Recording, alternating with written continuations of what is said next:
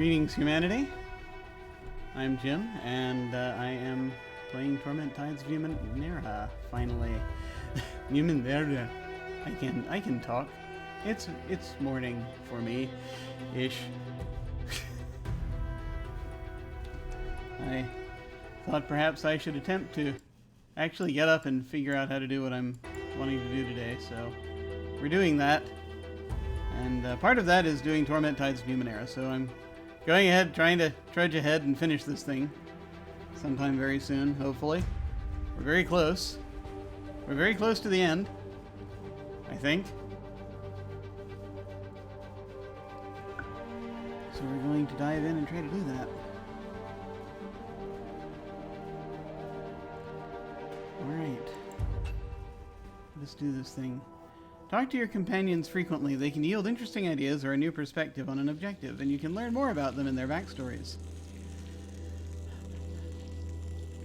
Yeah, we're like right here. Okay, yeah. So we did the thing. Yeah, I think we're pretty much where we need to be to try this Memovira thing again. She dropped the shields in an attempt to kill me. That's the one piece of information that I'm hoping is going to help affect things a little bit. But we shall see. We shall see how it goes. And kind of wander over from there. I have cooled my perspective a little bit on certain things. We'll see what happens.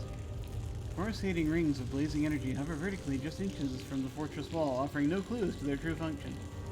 I had not noticed that before.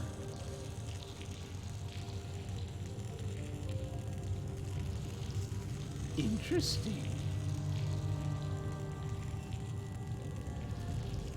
Okay. We're going in. Wait a minute. Are we healed up? Yeah, it looks like we're rested. So looks like we're full up and we've got our various things going. Okay. All right. All right, we're doing the thing. We're doing the thing. Massoff, I mean, Ishin should have found his way back by now, as you say. The story was true. She looks you up and down with new admiration. I admit I didn't expect to see either of you alive again. Yes, you're safe, and the Memovira is expecting you. She will see you whenever you're ready. Yeah, so we are near the climax here of this, I think. We're basically going to confront this person who is the first Castoff. We are the last Castoff.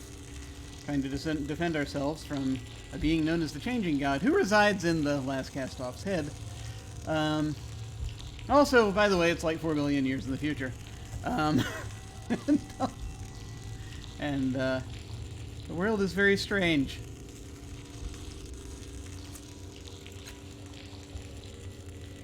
But we read through this before on our first attempt, and we lost people, and now I'm going to try to do this without losing as many people. I lost one person. I'm trying not to lose people. She gives you a surreptitious glance. She gives a not you. Glance is not for you. She gives a surreptitious glance to the other guard and says to you in a low tone, "You should know the Memovira seems angry that you succeed." She shakes her head. I don't understand it either, but I've seen her like this before. My advice: take care of any unfinished business you have before you go see her. That's assuming you have to see her, of course.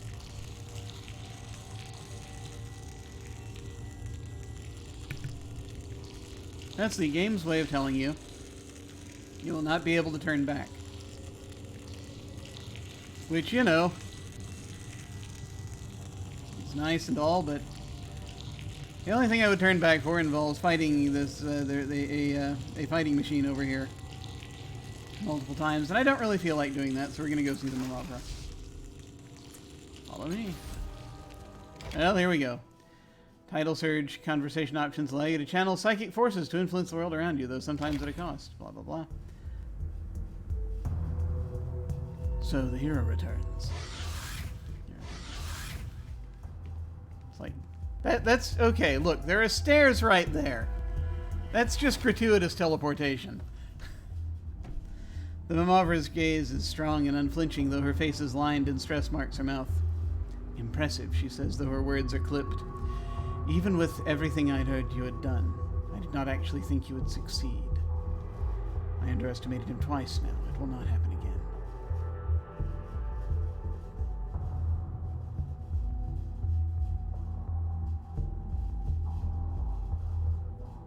You lied to me. You're the first.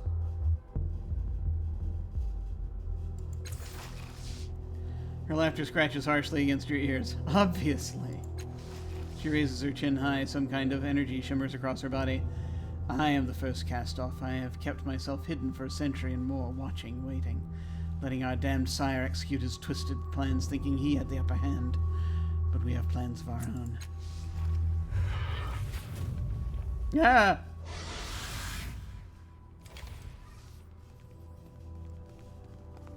Suddenly, several familiar Castoffs rematerialize out of nowhere. You can't place all of their faces, but you immediately recognize Paj Reckon. The trim feature of Barricale is also among them. Our sire thought to use the resonance chamber to subsume us, but I have learned it can stop the sorrow in another way. It is the door to our freedom, and you have returned to me my key. Then the Memovira, the first, makes a sweeping gesture toward Massoff behind her.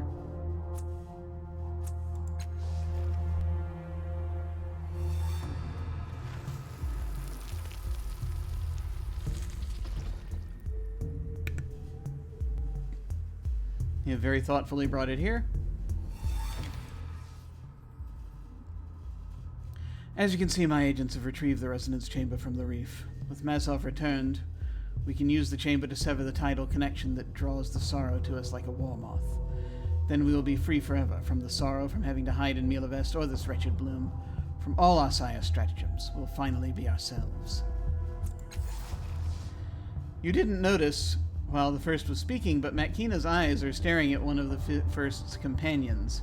She actually looks frightened, if it's at all possible. She looks paler than normal. Tash. Impossible. Has my mind failed me again? Now that she says his name, it's obvious. This is the man whose body you inhabited in Matkina's Mircaster so long ago. His only reply is a leering grin. You're dead. I killed you. Her brow furrows. Didn't I? That's certainly what you remember. His unpleasant grin widens. Our freedom is finally at hand, thanks to you. The first Castoff laughs to herself softly, as though to some inside joke. I have no doubt you have questions. From what I hear, you always have questions. You have a conversation tree, don't you? You may ask them while Massoff finishes his work. Ironic that the one you meant to snuff us out is now our savior. Maybe I won't have to kill him. Why would you have to kill me?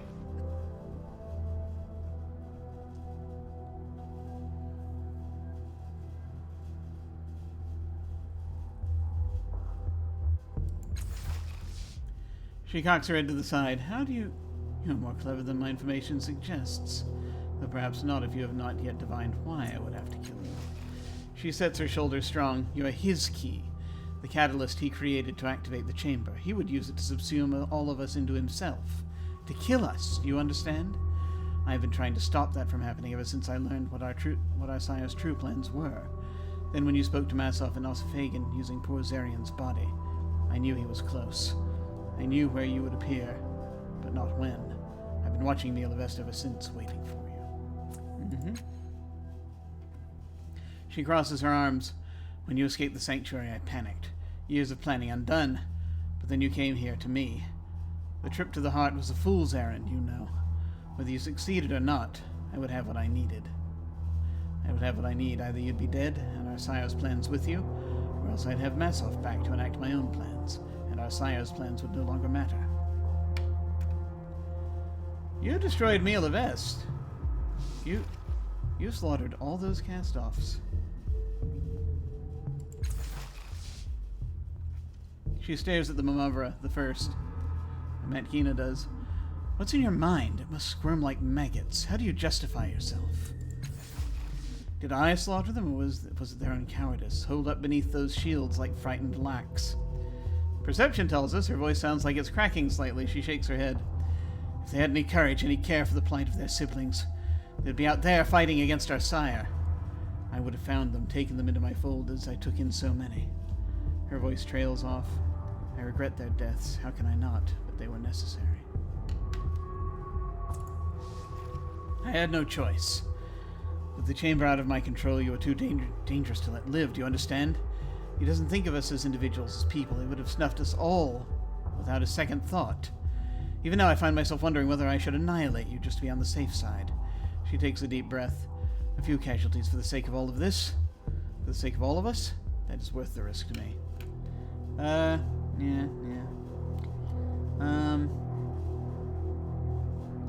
We need to talk about the chamber. Of course we do. Her tone is patronizing. Very well, what do you want to know? What can't your curiosity live without? I thought my body was the catalyst for the chamber. It is. The changing god created your body specifically to activate the chamber, to channel its powers. We discovered you had become a Castoff when you spoke to Massoff through Zirian Daywalker. Your body was designed to control the tidal connection between us. Her voice lowers, but of course our sire doesn't want to sever that connection. He wants to use it to draw all Castoffs back into himself, snuffing us out. She lowers her chin menacingly. I won't let that happen. So Massoff has reconfigured the chamber to work with any Castoff. It's interesting, isn't it? Yes. Can my body still activate the chamber, then?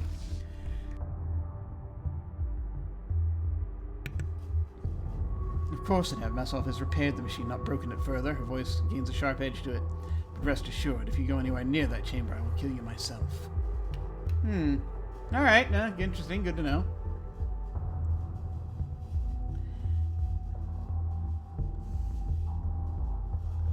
I've learned that in activating the chamber, it can be used to weaken the sorrow. Is that true? She looks to Massoff. You can't read the man's expression, but the first says, perhaps. But what would that accomplish? The sorrow has been weakened many times, yet it does not die. I will not risk our lives like that. Severing the tidal connections between us is our only hope of stopping the sorrow and surviving. Your plan will kill the Castoffs, not free them. We need the connection in order to live. She scoffs. What ridiculous conjecture. Where did you hear that? A memory of our sire when I found Massoff. Our sire learned it from a giver Castoff named Tom. Tom said both her sire's plans and yours would kill us all. So I took this option before.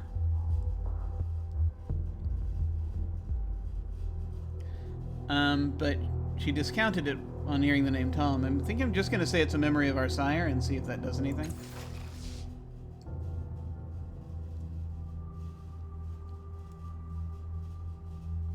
She stares at you for several moments, then finally she says, no, it's impossible. He speaks of the memory with clarity, like a vision. How could... No, he must be lying. Still discounted it. Okay, never mind. The sorrow attracts us with the tides. It's in severing the tidal connection between us. The Labyrinth, our sire called it.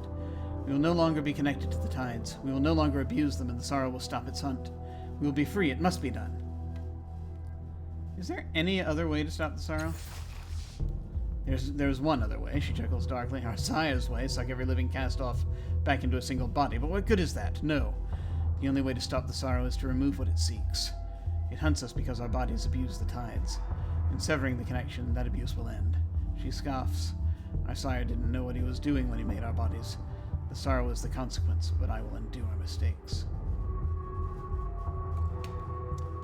Well, that tells us kind of what we would need to do at this point.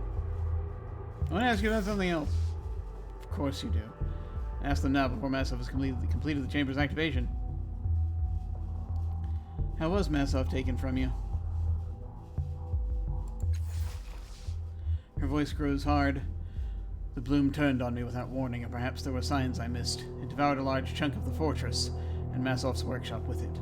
I have endeavored to keep it out ever since, but it was too late. Massoff was gone. He's lucky it was me the bloom wanted, else he would have been devoured immediately.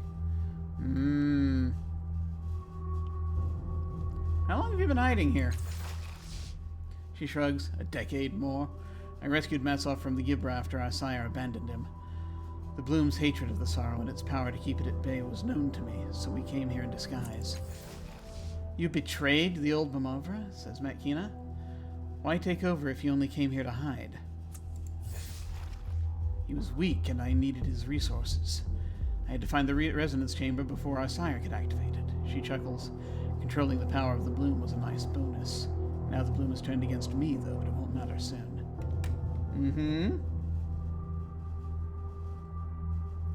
Why didn't you just tell me you were the first from the beginning? She crosses her arms. Frankly, I don't trust you. There are certain voices in your head. I can't know what side you're really on, so it was safer to use you instead. voices in my head. What are you talking about?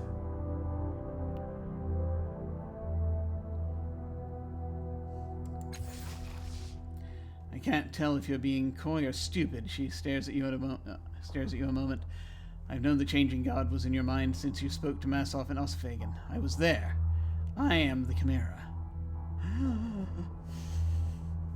With the changing god alive, all my plans and all of our lives were in jeopardy. Rest assured, I will do anything to stop him. Yeah, I have a feeling if she can direct which ones would die, she might probably, yeah, to be probable. We should use the chamber to weaken the sorrow. We might be able to kill it. Her voice cuts with a sharp edge. Are you a fool? The sorrow cannot be killed. You, however, can, which you'll discover if you try to get anywhere near that chamber. The only reason you're alive at all is because I'm optimistic. I hope you're smarter than that.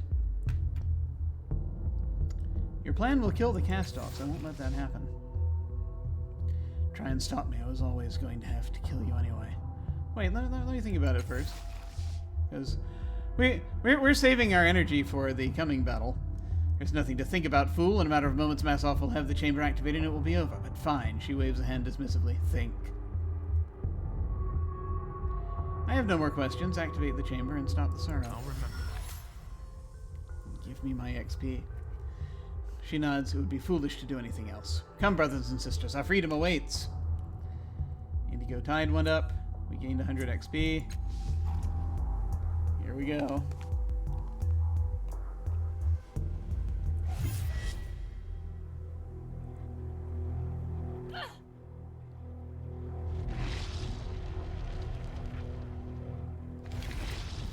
Crisis.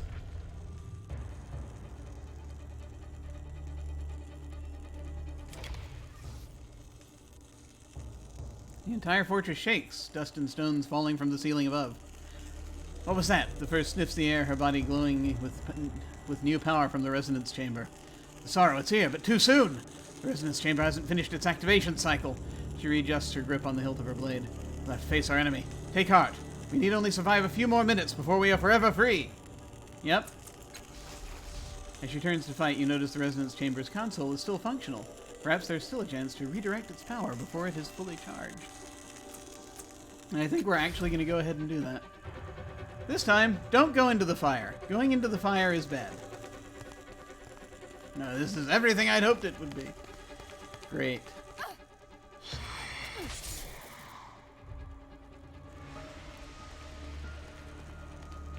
And there goes Tash.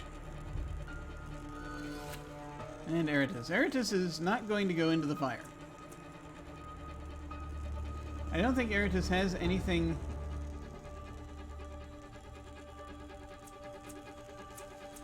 we can use here, so that we want to currently use. So we're going to step Eratus back this way. At last. And we're going to use Opportunist.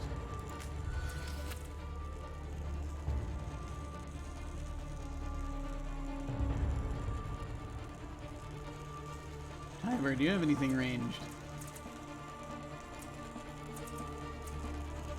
It's the thing that drags things closer.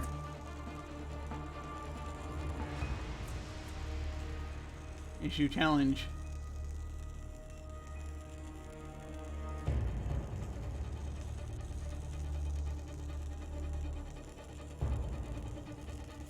Why do we have that? And that hook isn't going to do us any good. Can't save.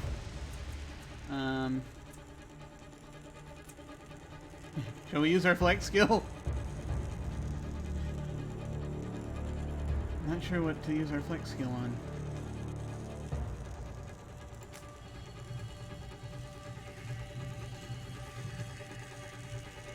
And we usually use it on persuasion.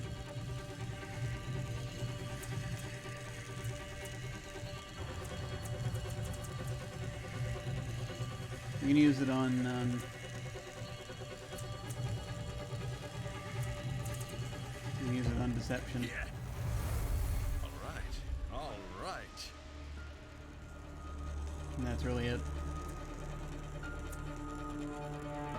Usually get drawn to Tiber like a moth to flame, so we're gonna put you there. Barricade runs down.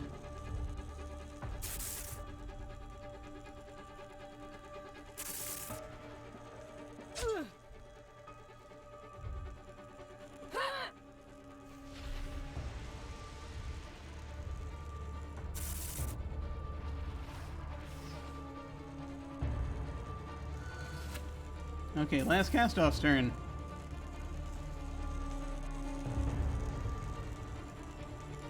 All right. Redirect the energies of the resonance chamber to yourself. Energy pours from the resonance chamber, streaming past you to develop the Memovira in its light. I think we're just going to go ahead and do that. I mean, the timing of this might be important in terms of doing it before there's but you know. Your hands race over the controls without thought, without reliance on memory. The chamber is yours to claim. It always has been. Warm, bracing light falls from the chamber onto you, covering you in brilliant, whispering power. I'm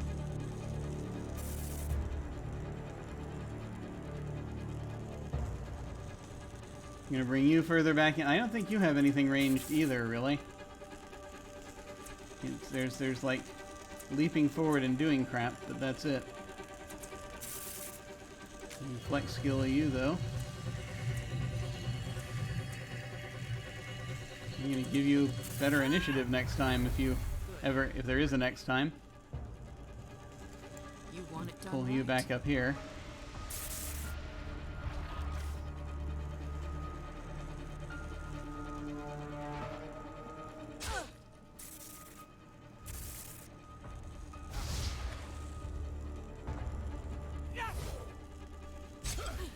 Oh, okay.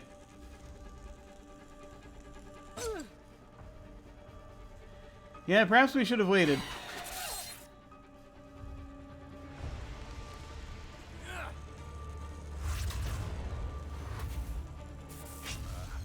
Feels like someone threw up in my mouth. Yeah, these are now our enemies too. Perhaps we should have waited just a hair before doing this.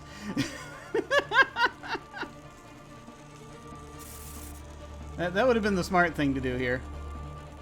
Because now they're attacking us, and we're going to be at a low ebb when the time comes to do crap. Am I actually seriously considering doing what I'm about to do? Yes, of course I am, because I'm wanting to do this optimally. I think, to a certain extent. I have a sense of what's coming. This is the thing we can do in a single thing. Yeah, you know what? You know what? I'm gonna try doing that, just for the sake of being able to make this work. I know I'm a terrible person, but it'll be okay. Everything will be fine. And actually, I'm not gonna read through everything this time, so it'll be fast.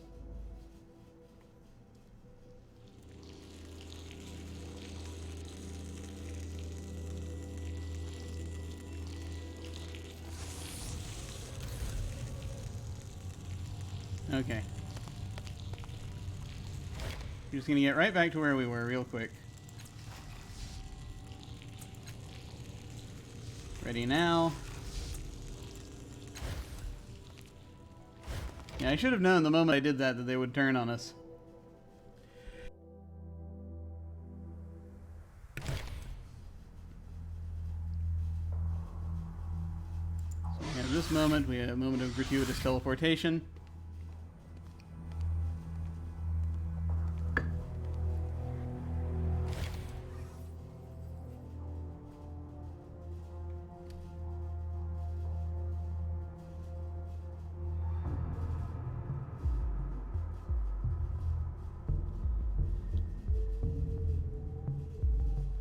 I did everything I could to honor our deal. You're as helpful as I'd heard. You should be careful. Not everyone you meet is worth helping. Now for the information I promised you. Could he actually be on my side? No, I mustn't assume anything. Nope, not in the end, really. Okay, we already had that. We have Transformation. We have more gratuitous teleportation.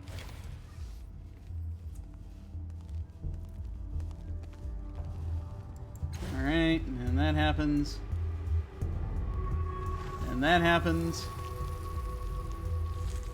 They haul out the big crystal.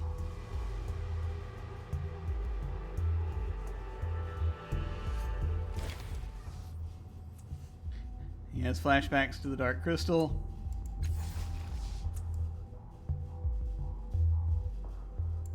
Yes, yeah, that's what you remember, blah blah blah.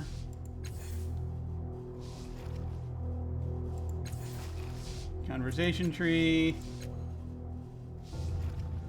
You did this.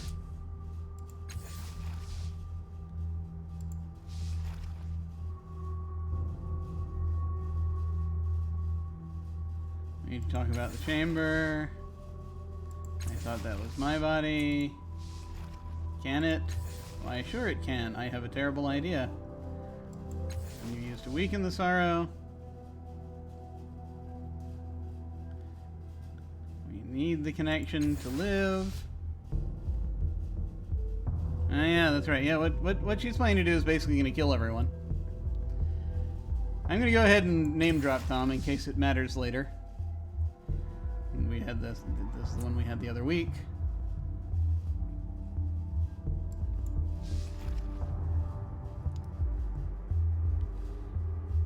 Is there any other way? No other way.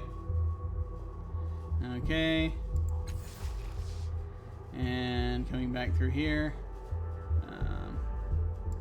Just so we can do the conversation tree stuff, and we have that here. How long have you been here? Controlling the power of the bloom was a nice bonus until it turned on you. Why didn't you just tell me? There are voices in your head, voices in my head. We should use the chamber to weaken it. And no more questions, Your Honor. I'll remember. Indigo tide went up. Alright, we completed the quest. We're continuing. And here we go. We shall now strap a podling into a chair and point it at the crystal. No, wait.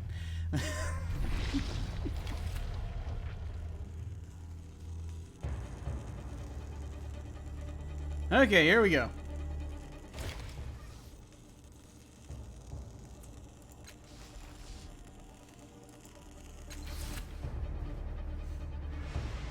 I will not do anything to the chamber yet.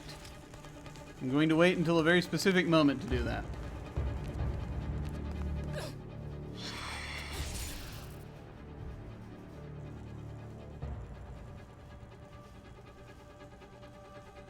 There is a moment that I know is coming, which I perhaps...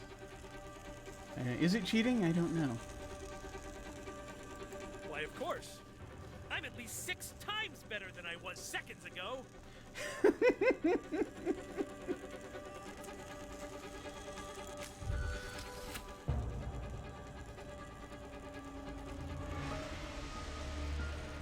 Gladly.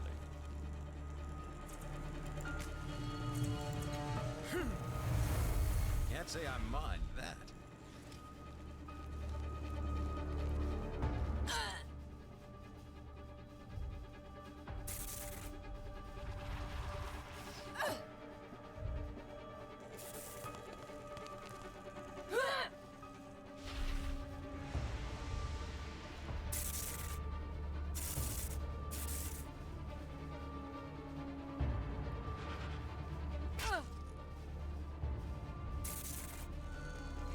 Okay, let me just check out the range of what I can do here. Just in case I can help somehow.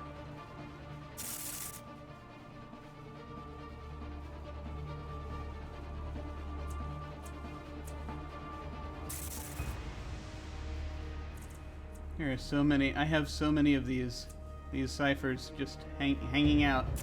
Let's see.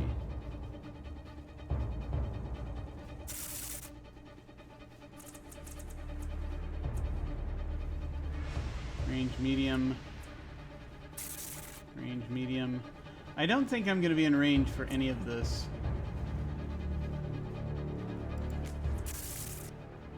Yeah, this is all out of range. So I don't fancy getting close enough to do that. I could try, like I could teleport down here or something and then do it, but let's not get ahead of ourselves.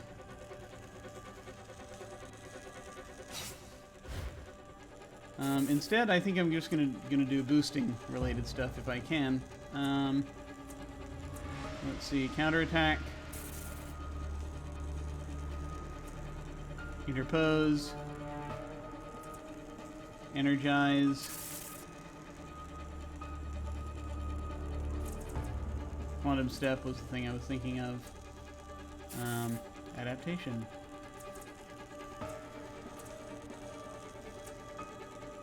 Let's see, burning mouse.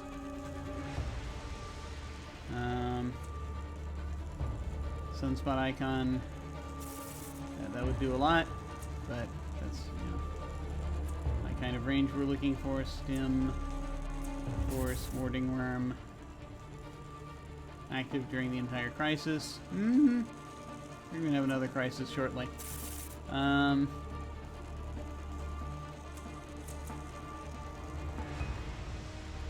5 rounds. Heals health. We don't need that. Here's the glove.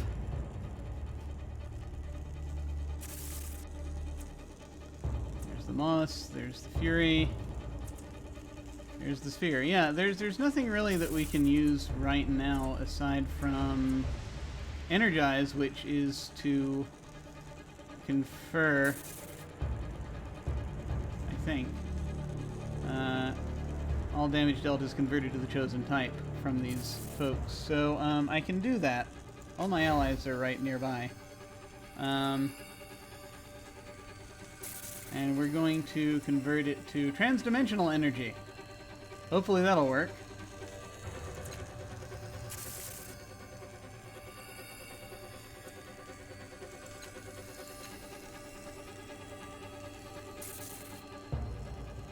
And our allies are right here.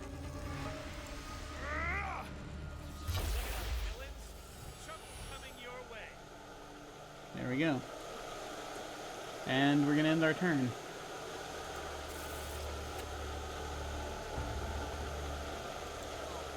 I'm just going to have us, I'm going to keep us clustered up here. That's all I'm doing.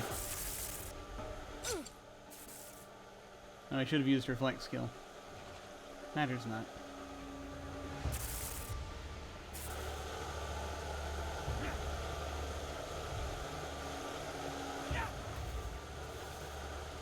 Yes, use all of your things. Oh, you can throw things that distance, can you?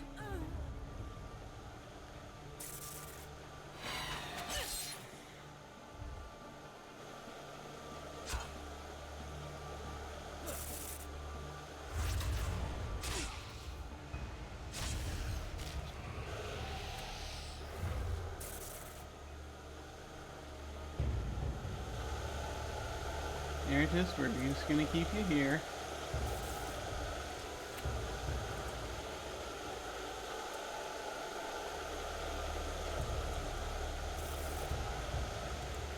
Let you hide.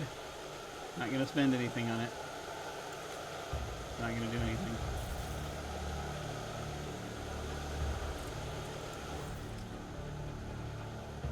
It's 0% on hiding.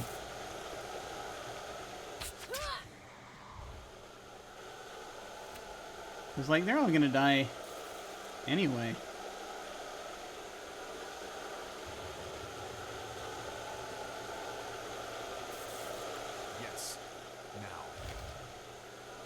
I'm going to step away from the machine for now. It's not time yet. And we're just going to end our turn for now.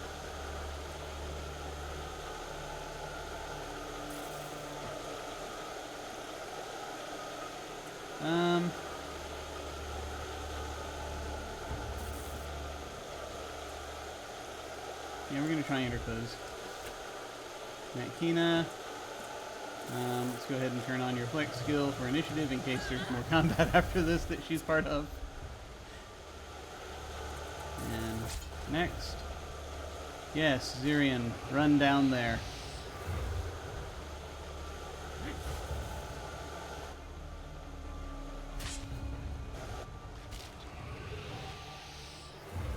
And more fire. Oh, hello.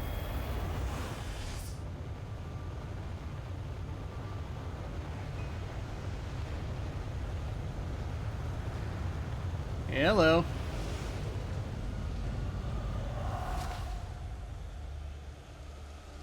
It would appear the sorrow is in the house.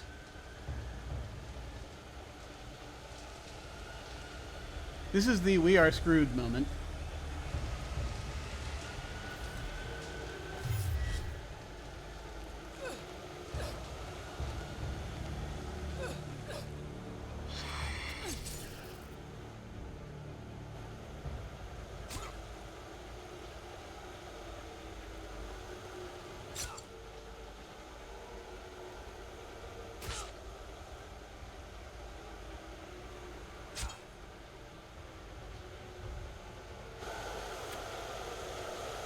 Let's check here. See what these different symbols are. Oh, the sorrow's down there. Okay. The sorrow itself. Now we're just gonna step up here and once again be an opportunist. Fiber, we're gonna move you up here. And we're just gonna let you hang out.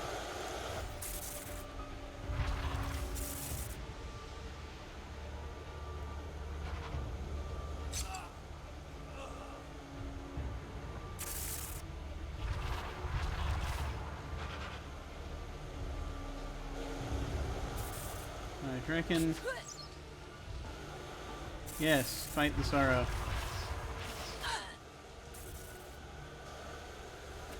Alright, Last Castoff's turn.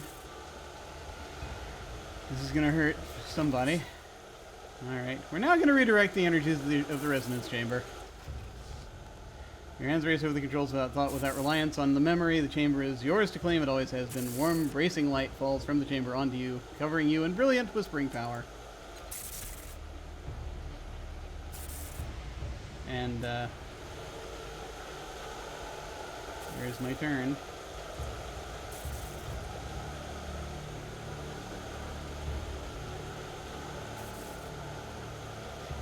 And now these are our enemies as well.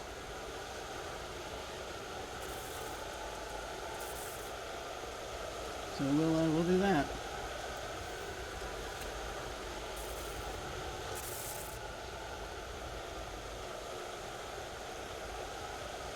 Let's see, from Atkina.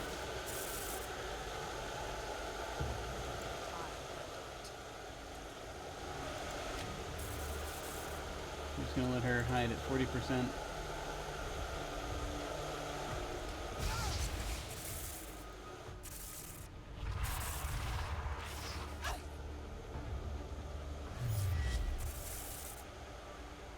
It's the Sorrow's turn.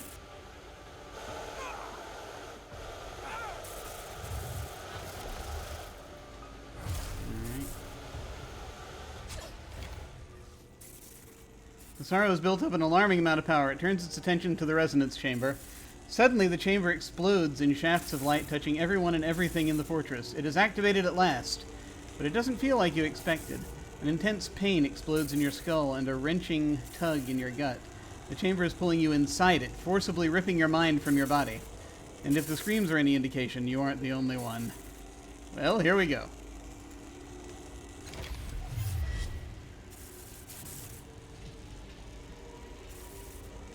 Ah!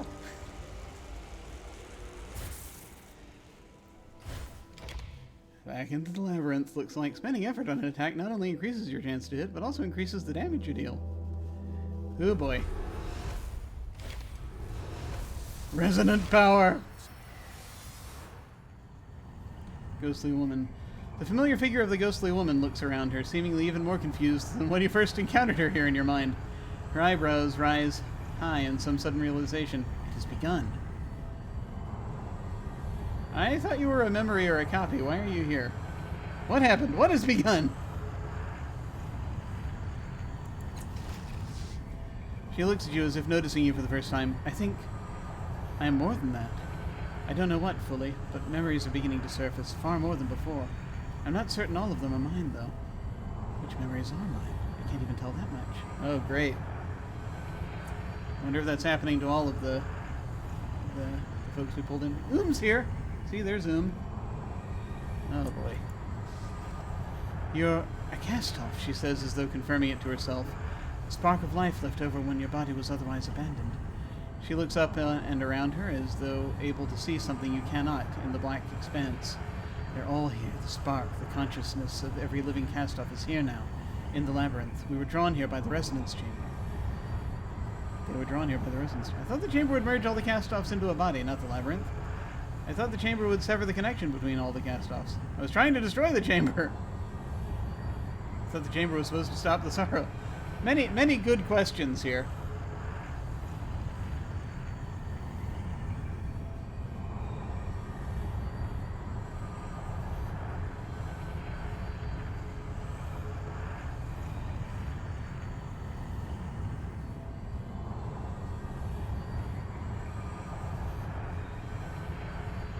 We'll try this one. The chamber was just a lever. She speaks as though she is learning this information herself. The minds of the Castoffs can still be merged into a single body, but not by flipping some switch in the real world. Your fate and that of your siblings will be decided here in the Labyrinth that connects you all, that has always connected you. There is a place called the Resonance, she intones, a door in the deepest fathoms. Eyes still closed, she points to a new portal that wasn't there before. The Resonance lies through there. You must find it. Your body is the key. Open it, enter it, then you can stop the sorrow and be free. Okay. Making a note. Ah! Suddenly the ground and even the sky shake violently. You clutch your head in pain as though someone had pounded on the inside of your skull. Gradually the pain subsides. The air stills and quiets, but the ghostly woman's eyes are wide, her mouth agape. He's already there! The changing god has broken through to the doorstep of the Resonance. He'll have to force the door open, though. You have time to reach him, to stop him. She looks gravely into your eyes, but not much time.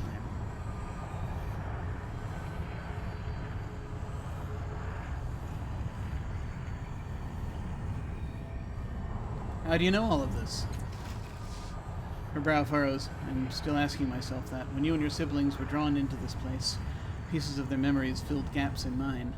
I know what happened to bring you here. I understand what is happening now, and I know where the changing god is and what he plans to do.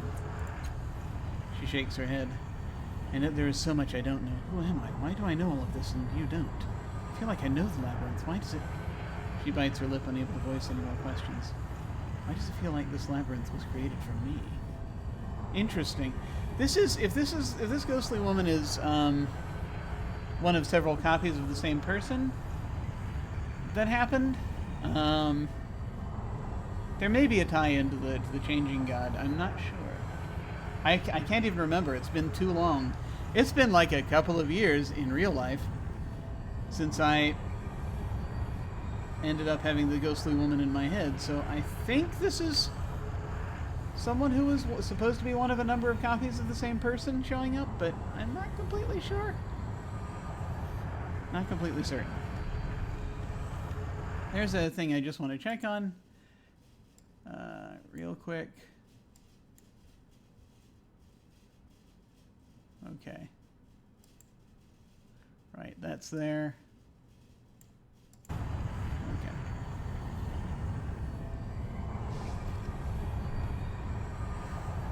Does this mean that activating the chamber did nothing at all? Not nothing. You activated the chamber and so have a greater power here than others, more clarity and control. If all living Castoffs were drawn to this place, where are they? She shakes her head sadly. They are lost. The chamber drew in their minds and then trapped them, each one within an illusion made from their fears and regrets. I can feel them now, her eyes shut tight. And she bites her lip, their pain, their torment. Ah! She said the thing! She said the thing! Said the title of the game. There we go. It's kind of apt. We're near the end. They don't realize where they are, and they cannot escape not on their own. Oh, great. I gotta go one by one. If everyone's trapped in an illusion, why aren't I? Why am I not? She cocks her head to the side. Because you are the last Castoff, she says, as though it were obvious. Every Castoff who has met you tells me the same things. You are the latest version. Your body was designed for this. Do you never wonder why you could remember and control the Labyrinth when no other Castoff could before? You got a point there. Why has everything changed? All the doors and portals are different from before. She bows her head in thought. Without looking up, she says, "The Labyrinth is a dreamscape shared by the Changing God and all his Castoffs. Its shape is defined by your minds, all of your minds." She looks you in the eye. I think the sudden influx of hundreds of Castoffs, each within their own lives and memories, has made the Labyrinth unpredictable, causing even more change as they move through it. As to where these other portals go, she looks over the shimmering doors that weren't there before. I don't know. I only know that that one over there, she points in the opposite direction, leads down to the resonance. That is the way you must ultimately go if you were to stop the Changing God. Okay. Tell me how to stop the Spectre again, it says, whatever the Spectre is. Oh yeah, that's the Changing God. Haha. That's the form he took. You'll find him in the lowest depths of the Labyrinth, on the doorstep of the resonance. He is forcing his way in even now. If you don't hurry, he will succeed. Great! I'll try to stop him. Farewell. Wait, there's one more thing. The Labyrinth has become a volatile thing. Everything is changing. Even now, I can feel the portal that leads to the resonance trying to close. Make sure you have everything you need before you descend. For once you start, you may not be able to return here at all. Oh, great. Good luck. Yeah. Okay. We're gonna save the game now, because we can. This is very interesting.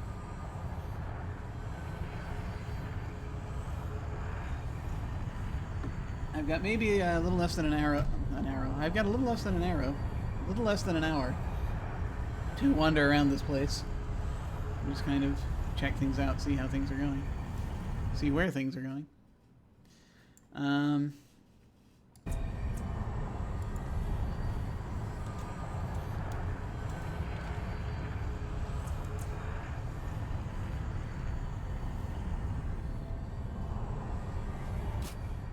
Possibly free other things. Lady Anshi. Yeah, this is interesting. So the folks from the bus are here. The ghostly woman is here. Syria is here. Maybe that was who I was thinking of. I don't know who anyone is. Joy is here. We got these portals. We have Inifir here, who we haven't used, but maybe we will now. Artalio is here. More portals. And the layout's a bit different. Isn't it beautiful? The twisting sky. Alright. Let's look back in our journal. Right now, our main quest is now the right to exist. We did Into the Depths. On returning to the Memovira, I spoke to the first and agreed that her plan was the better one. She began the process of activating the chamber. Well, agreed is an interesting question. You don't have the right to exist. I don't know.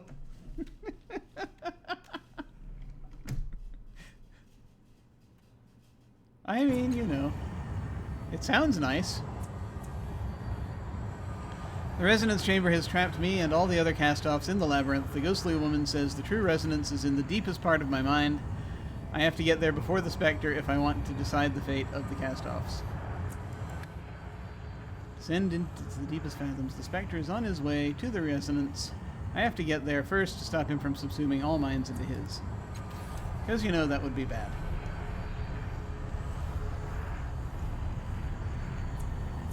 That's where we broke the mirror.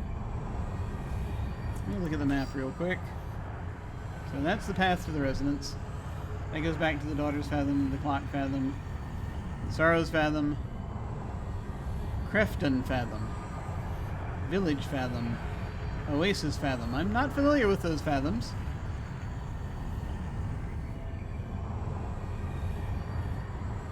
The name of this company on an order I inform I'm reading sounds Borgish.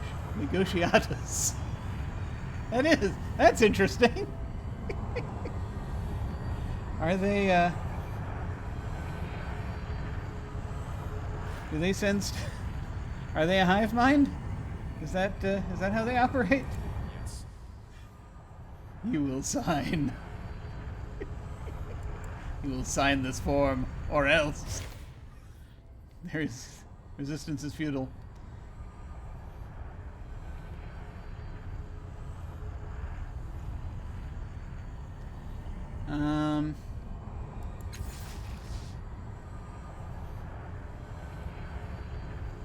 Can I bring with me? Agrees.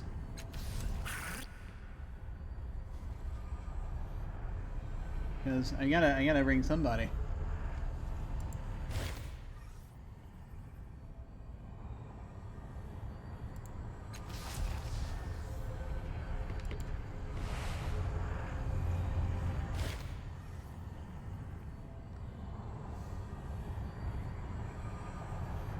Alright, that's all we can get out of there. Okay. Counteroffers are futile. Yes, there we go. She idly flexes her transparent hands, humming a halting, tuneless little melody under her breath. The connection between you pulses are going to talk to Syria. I like your mind. Nice high ceilings. Okay, yes, great. That's all we have. The only person we didn't establish a connection to specifically was,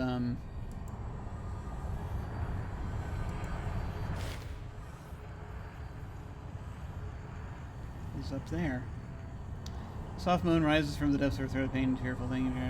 Cold water spreads free like cold water. Where'd this keening that sound? Coils around your nerves like light fire. Do not flinch from it. Okay. You alright? Can you talk about what happened? No, good talk, okay? Not yet. That's fine. Yes. Now. There's something I can get from Inifir. I forget what it is. If I let Inifir's emptiness drag me in.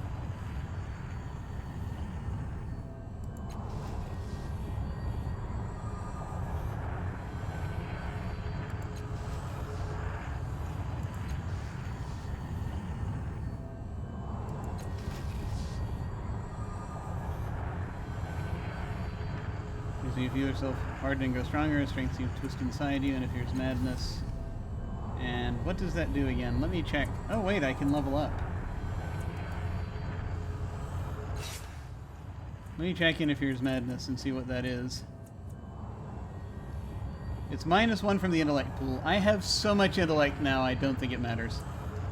But it's +1 might edge, +1 training and intimidation. I mean, you know, it'll... You know, if I have to do something with might, then it might help.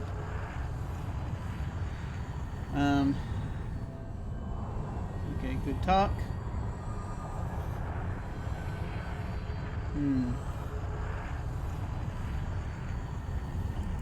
I don't think there's going to be anything in these areas that I need, but I'm going to go ahead and wander through them anyway real quick, just in case. I think we're good. Yeah.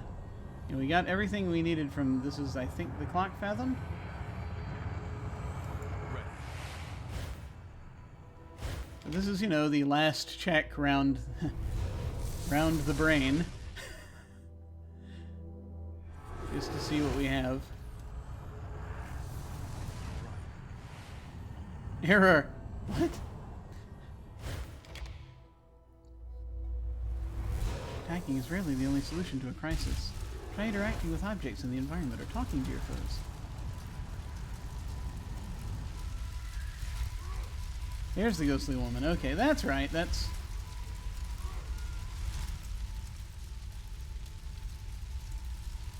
That was the point here.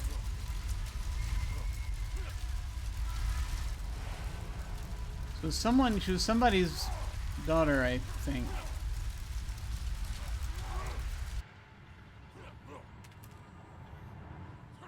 In the narrative. Somebody's daughter in the narrative.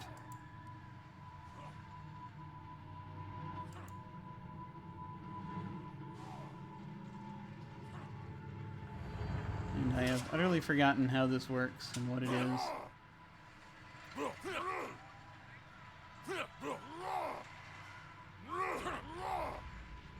We have these Tabats fighting eternally over here.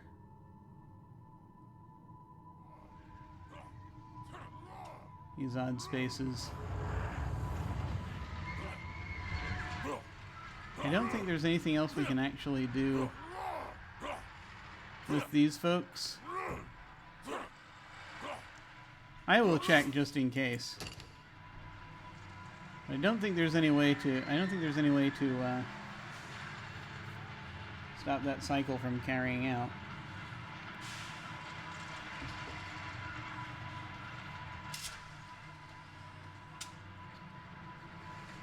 We will see.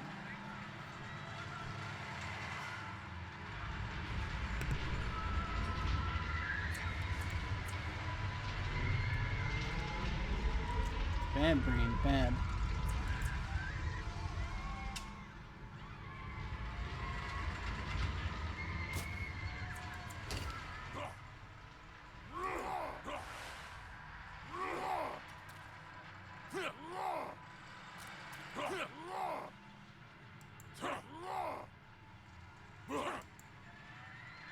No, we can't affect them in any way.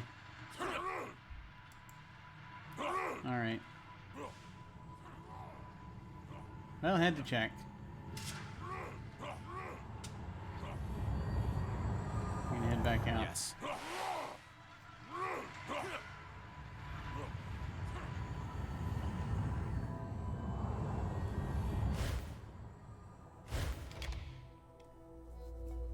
That's a cool effect, though. I forgot that the ghostly woman follows you wherever you go in that particular fathom.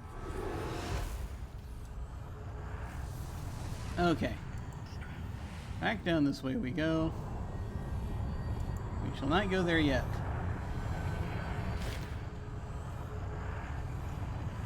Ah! I found you! Where have I found you?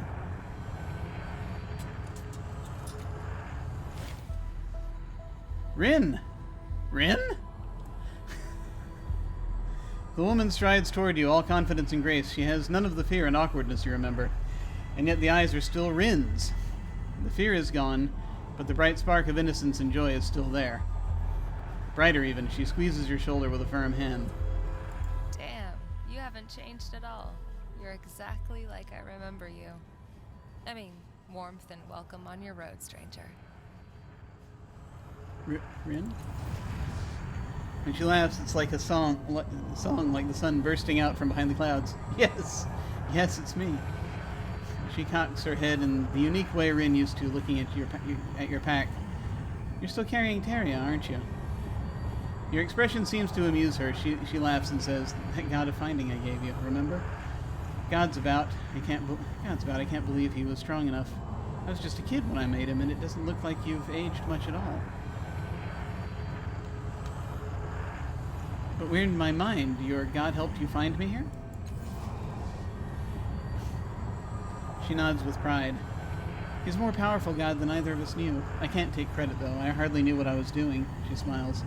I just knew I wanted to see you again. Teria is what came of it. It's good to see you again.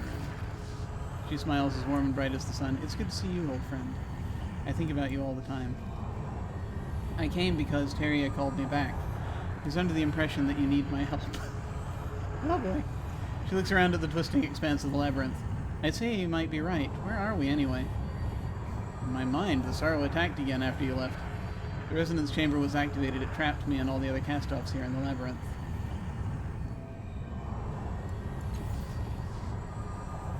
That sounds terrible. No wonder Teria called me. Well, I'm here to help if you need me. See, I do need you, and I'm glad you're here. I appreciate it, but no, I don't need your help. I don't need your help yet, but I might later. Can you wait for me? I'm not sure if I need your help yet or not. Can you stay with me until I figure it out? I don't know. Oh, God. Yes? Okay.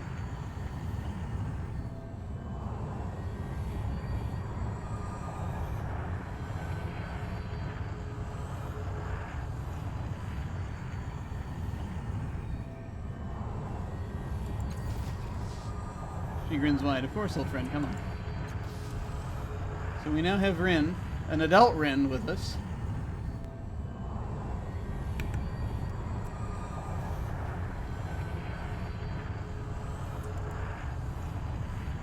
Good Lord.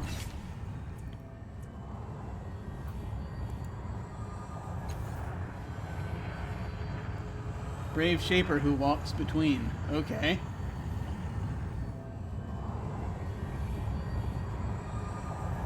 Rin isn't a lost little girl anymore. She has been through a lot since you last saw her, and her courage has grown tremendously. Type is Shaper, which I am not familiar with. Actually, is that one of the... I need to go back and look at...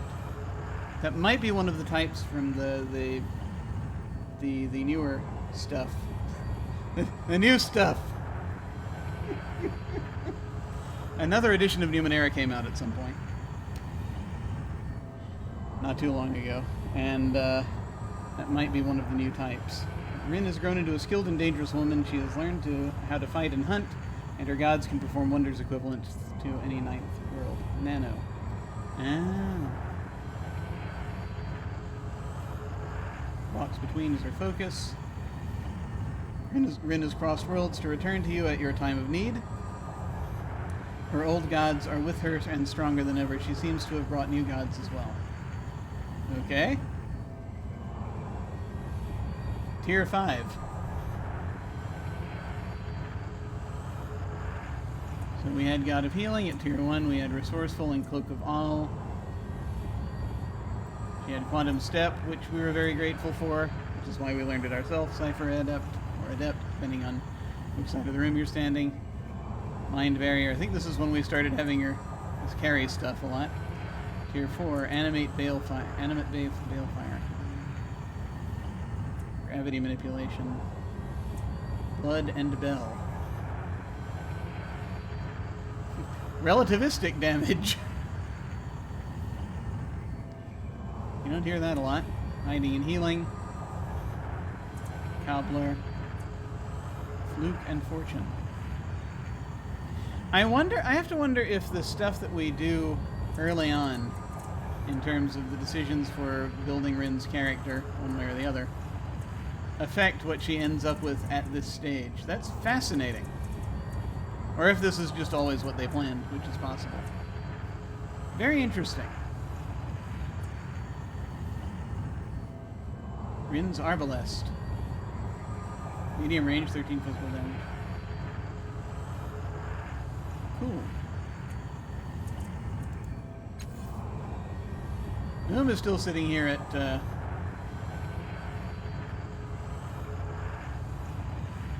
don't. It's at the first tier. At the first tier, so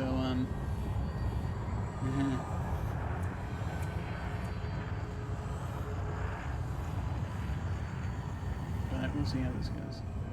I mean, still helpful. 0 intellect.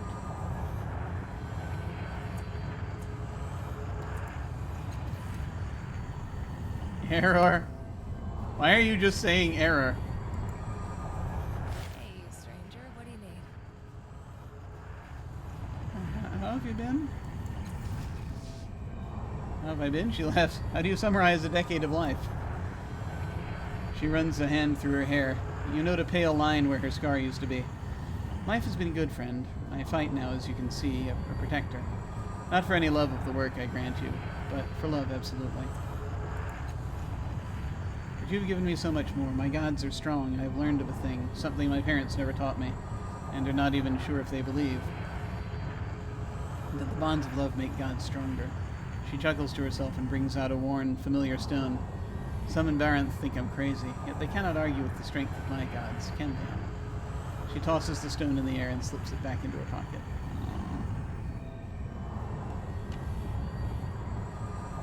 Are you holding on? Are you kidding? I'm reliving the scariest, greatest part of my childhood. There's no place I'd rather be.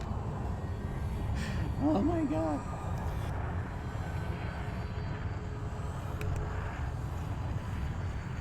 The lung demons are acting up now. Alright.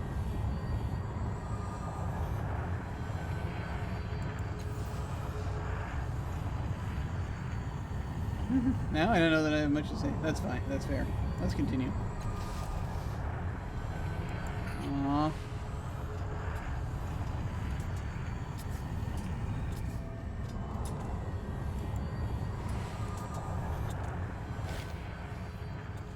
Artalia's reflection stares around the column, his eyes searching and lost. The warmth of your bond remains strong.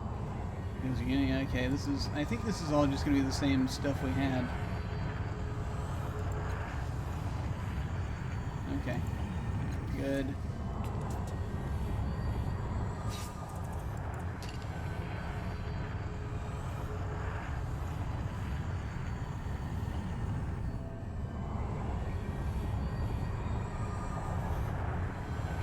And let me go ahead and save once again.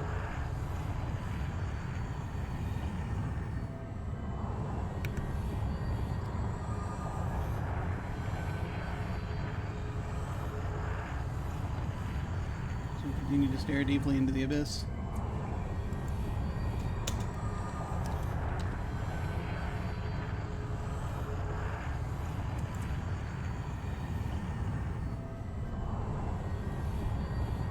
Fascinating.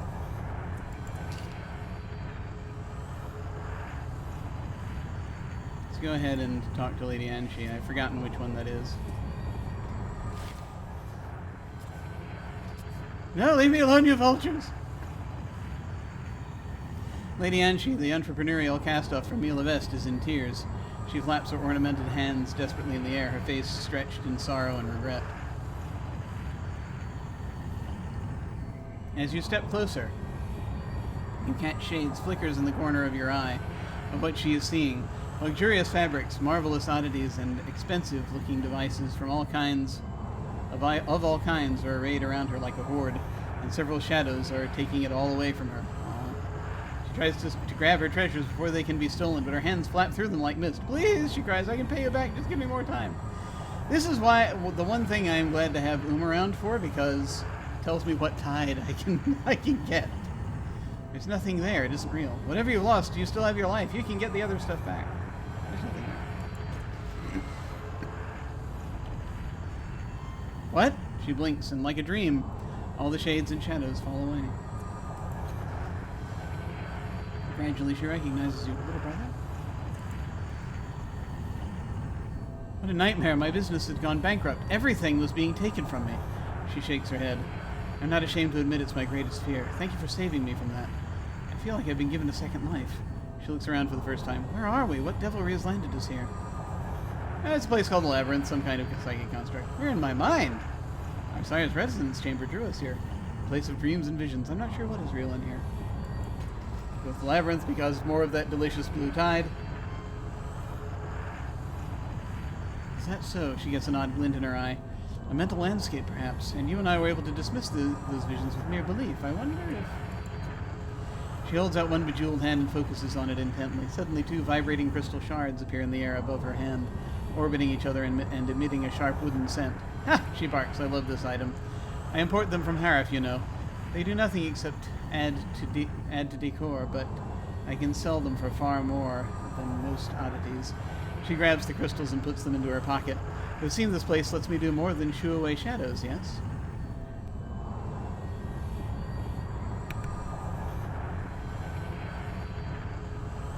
Can you produce anything you want in here? Can you make something that would help me in here? Maybe she could do something to help me rest. I have to go. Take care of yourself. She looks at her hand, creating several different fantastical items. Some you recall from seeing from her illusion, but also failing to create others. Not anything, it would appear, but some things. I can't say I understand the methodology behind it. Related to my business, perhaps? My businesses, perhaps? I wonder. Can you make something that would help me in here? Let's see, shall we? Suddenly several useful items appear next to her. She smiles. Take what you like. Ah. I have too many ciphers already. I am burdened with ciphers.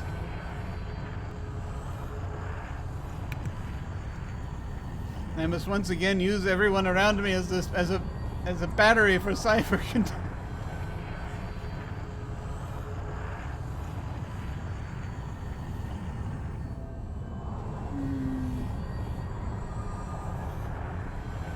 Petronel. A light ranged weapon versus a light melee weapon.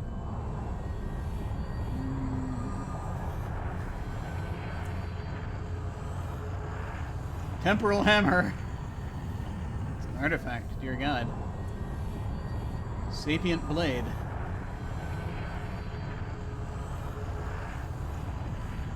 This will be useful if I come across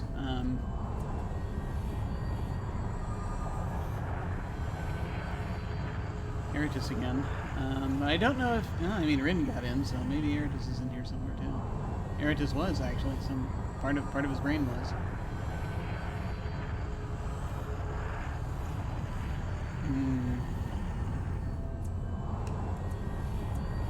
So many things.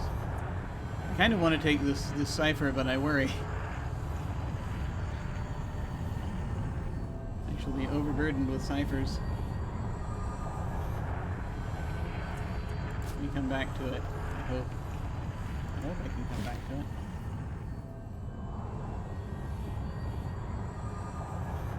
I wish you could do something to help me rest.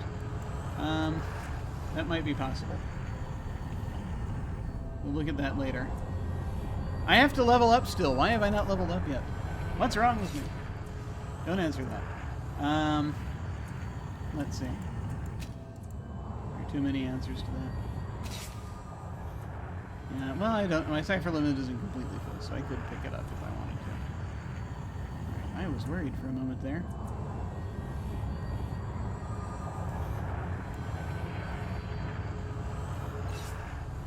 Okay. So we can increase our stat pools or extra effort. Let's go for extra effort, because why not? Increasing your max effort will let you spend more effort when performing tasks. Yes!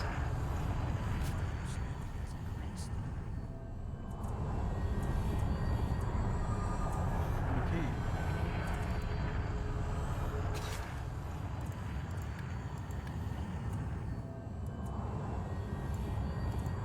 Just out of curiosity.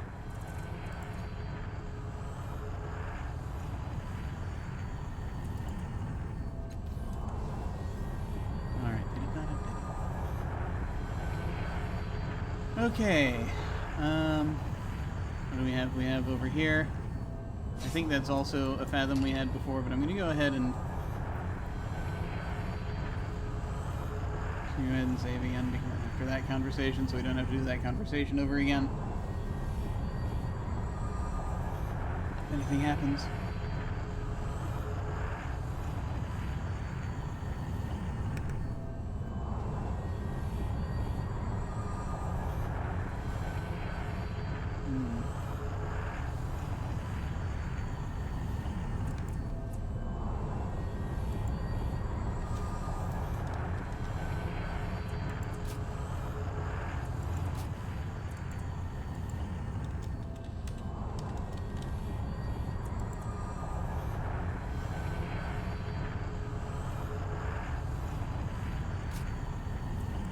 Okay.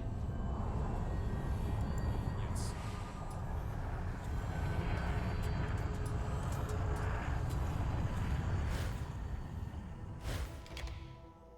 Attacking is really... Yes, I think we've already got everything we need in here, but I'm just going to look around one more time. These delightfully crystallized beings.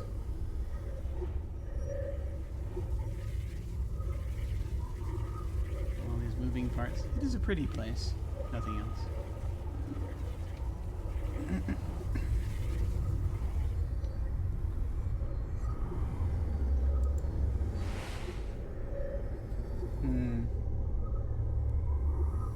I wonder if we could do crap over here, but we can't.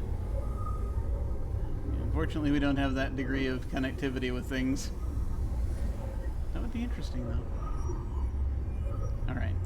Yes. Now.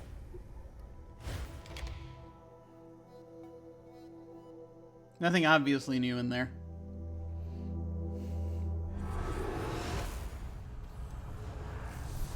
I do wonder about these fathoms down here. Because I believe these are new fathoms.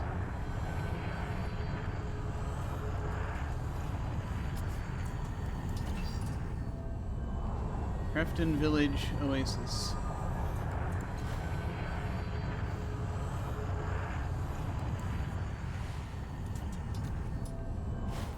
I want to see what these are. Snakes. The gold tide represents charity, sacrifice, and empathy. It is the tide of people whose primary goal is no longer known to us. Okay. Slight shades of a little Neely-esh. Watch her, she's stronger than she looks. Dim, sickly lights flicker underneath the surface of this massive carapace.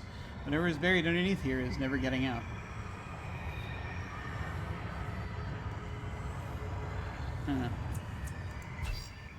Crefton.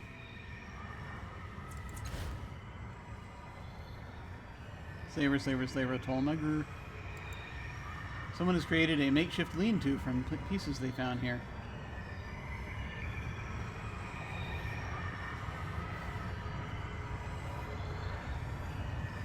I mean, since I'm here.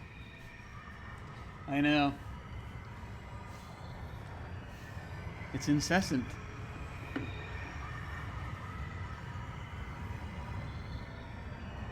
This desire to continue saving the game. It cannot be escaped.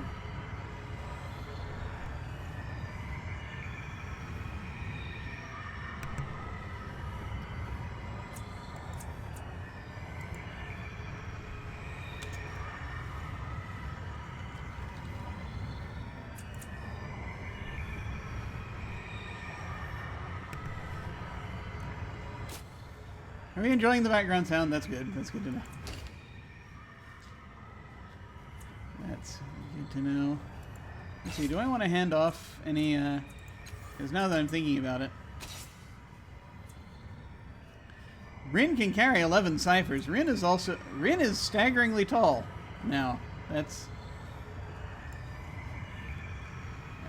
nice. That's very good. I'm going to go ahead and, I want to hand off some healing ciphers to Rin.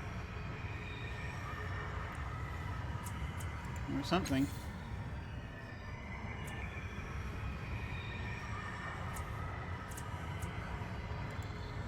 Let me see what Rin's abilities are again. They're down here.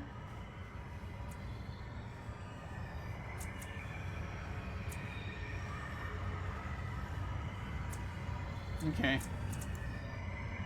Let's see, we will give to Rin something.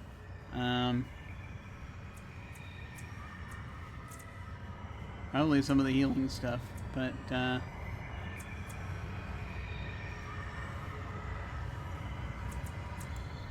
since Rin got primary, I mean, speed and intellect are kind of matched here.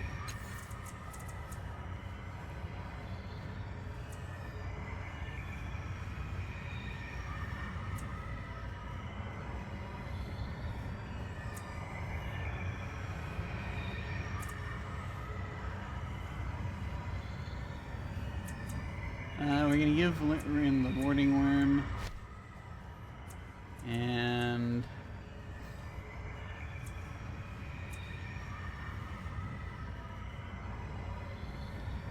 I think we originally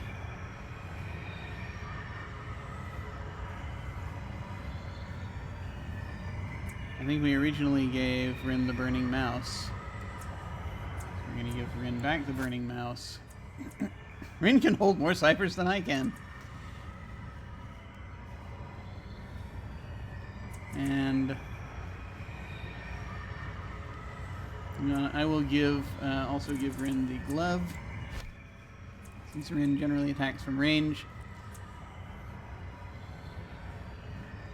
Pastel blue candy. Now I'm going to need to hold on to, I think, the rest of this.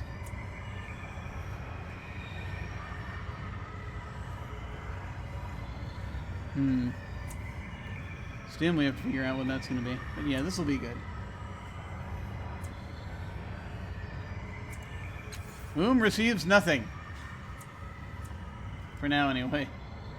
Not quite sure how to handle what we want Oom to be able to do.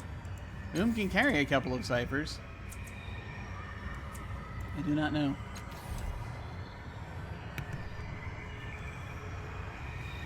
It is nice to have people to help us carry our ciphers.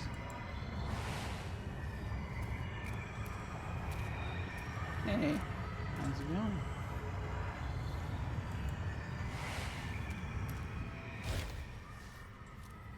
Tol Magur. The slaver Tol Magur is here, her arms flailing across her body. Shades of her tide-addicted compatriots flicker around her. Substanceless specters who radiate a burning, ephemeral need. Her hands pass through them, and each time she looks as if she is going to vomit. Her feet are buried in the ground. She cannot move. You feel the tides coil within you, perhaps as a response to the hungry ghosts that surround Tol. I know these shades. I killed them, but accidentally. I'm not a killer. I'm not. Really? I can't even remember this character very well. Tol, is that you? What is happening to you? Well, maybe it is. Maybe that's the one who was looking for Rin in the first place. Why are they here? She stops batting the shades for a moment, looking through Rin. I thought I heard something. Bird. And she cries out as another shade flickers near her face. Those ghosts, I know them. They were people addicted to what she did to them. Without me around to temper her powers, she'd kill them. Ah, that's right, okay. Where did I lose the other party members? Actually, just now. It was about half an hour ago or so. when the other party members left. We're in my mind. This is I think we're near the end of the game here. And we all got sucked into the resonance chamber, and they may be in here somewhere. I do not know where yet, but we are trying to figure it out.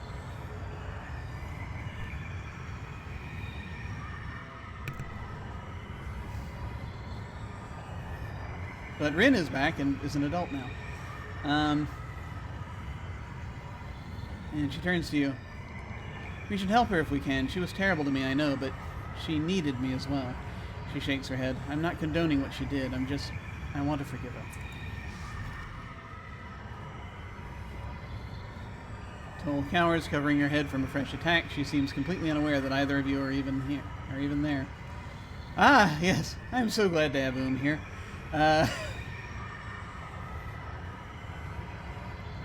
Lash the shades with tidal energy, walk away.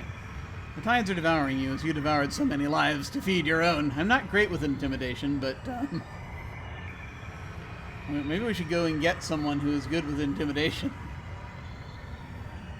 Where's Makina when you need her? Although, I mean, now I'm so powerful it doesn't matter. I don't have to spend a damn thing. I've got 100%.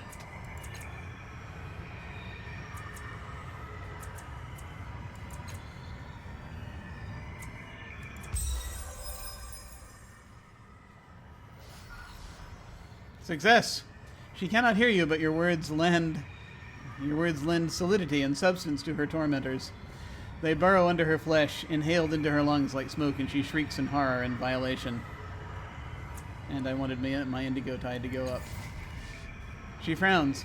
I hate for anyone to be tormented, so no matter how much they might deserve it. She desiccates suddenly, her flesh shriveling and flaking away until all that's left is dust. Oh, that's not good.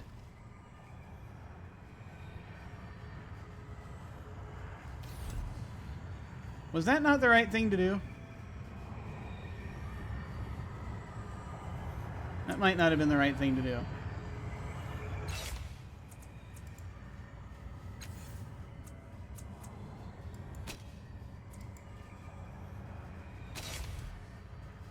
Still reveres the Last Castoff.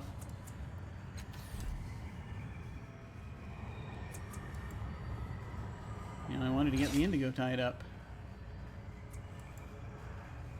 Yeah. Yeah, I feel like that was... I feel like that might have been the wrong thing to do. Alright.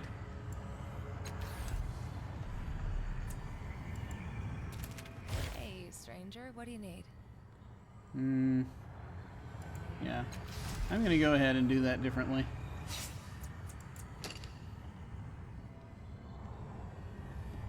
All this gold tied. I don't think this gold tied... All this gold tied isn't good for me.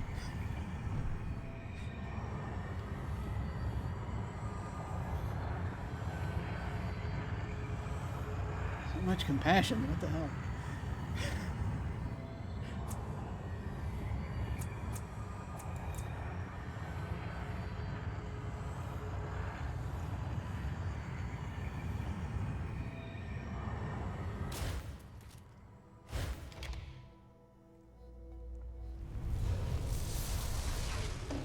Learning about the tab key was so glorious. Okay. Let's do that again.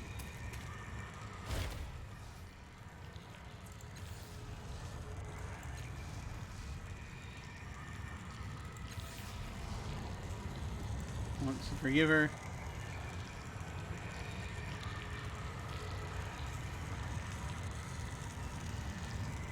Let me just lash the shades with tidal energy. Dang it, that also raised the gold tide. Damn it!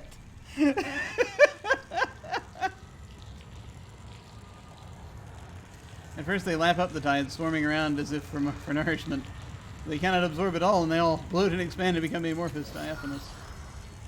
The shades fade away from around her. She mouths silent gratitude. She rests her weary head on the floor of the labyrinth, then sinks into the ground, leaving no trace behind. There, are you happy now? Alright, alright.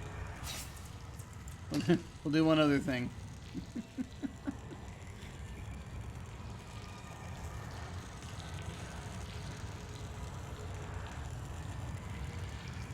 Because I get the feeling that still wasn't quite what Rin was looking for. Come on.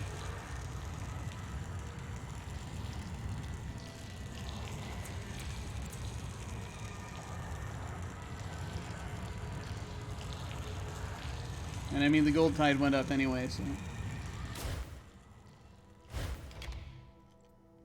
If we're doomed to have our gold tide go up, we may as well,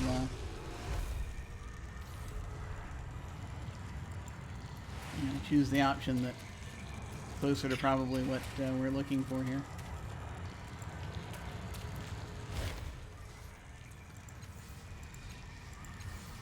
Okay.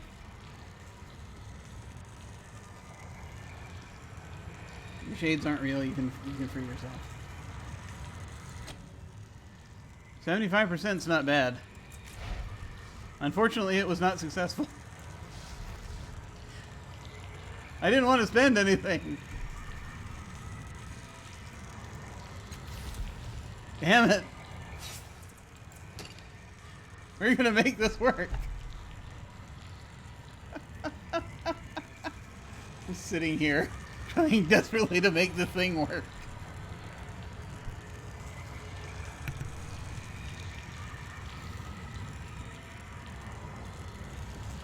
Why? Why do we do this to ourselves? Why? Trying to force it to work. I don't have a lot more time today. Gonna need to get going shortly. But hopefully this will work.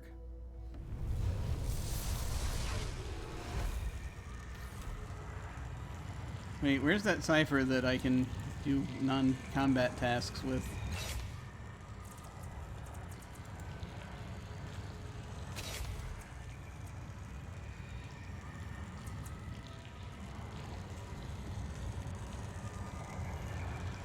Plus 45% on non-combat tasks.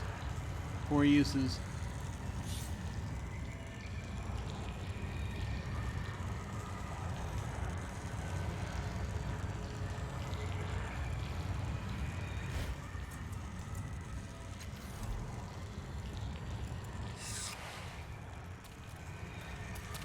rather spend that than intellect? You know.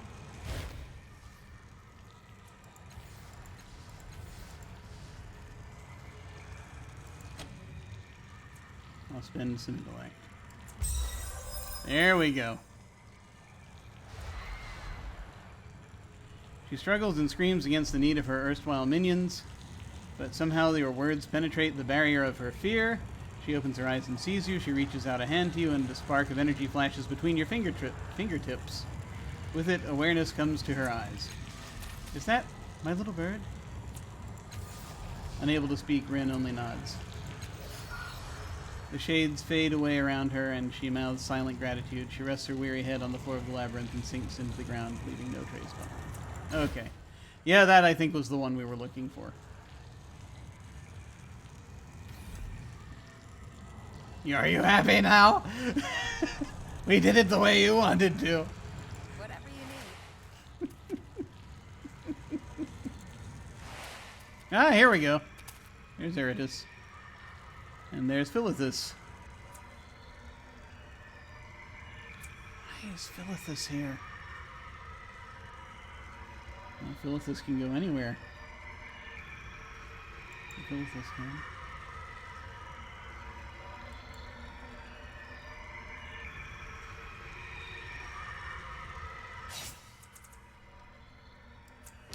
This one's probably going to be a little rough. Maybe. If Eritis is struggling with the bits, the part of Eritis, I have to wonder if Eritis is combined with the part of Eritis that was already in our mind. So we'll see. We'll find out shortly. With any luck.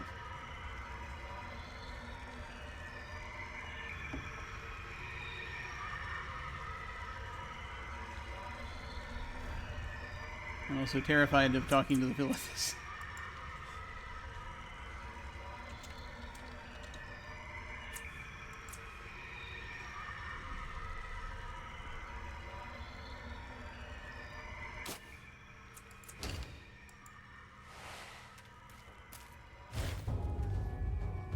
Eritis stands fist clenched and knuckles white at the center of his aura, his golden cloud. It takes you a moment to realize what's different here. He is in a hollow place within the glow, though it is reaching for him with hooked tendrils and jagged spines. Somehow, Eritis is holding the paragons and cathartics at bay. Eritis, what's happening? I can hold them back, he says hoarsely. They aren't in me here. I can leave them behind if I try. If I'm strong enough. If I... Let us in, roar the paragons. We had a bargain, Eritis. You can't go back on it just because you didn't agree to it in the first place. Oh, God. Let us in, whined the cathartics. We're in danger out here. We are exposed. It is very cold. Leave them alone. God damn it, all their old gold fucking tide, man. This is your mind. Separate the audience and Eritis for good.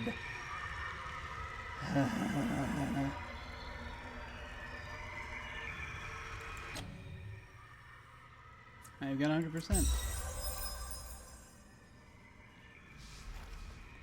Following the wordless urges of your instincts, you plunge your hands into the golden cloud. Bloody, crisscrossing lines race over your knuckles and up your arms, but the audience has no taste for you.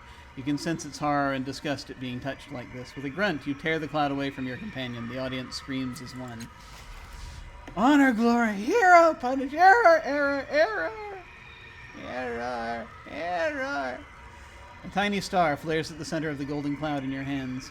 Another, and soon a ripple of spider-webbing flame races outward as the nano-demons rupture one by one. The flames don't hurt, they tingle. At last, smoke rises from your empty hands and unburnt skin. XP! You turn back to Eritis. He is transparent, fading. He is no longer a hero, a fighter, or a champion. What he is crying. Grateful tears pour down the herder's face, and he raises a single hand to wave goodbye. Then Eritis is gone. Ah. Guess we're not getting him back.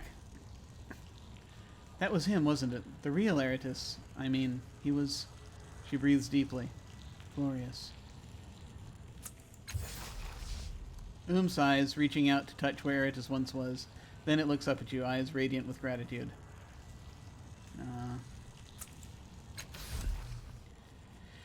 Well, we're not going to have a glaive with us. I feel there might have been another way to do this to hold on to Eratus a little bit longer, but this is what needed to happen. So so there we are. So let's see. We can interact with this scary-looking snake statue, or we could go and talk to the Philithus. Let's go talk to the snake statue. No, it's all right. We'll do this. Has leveled up. Okay. Let's level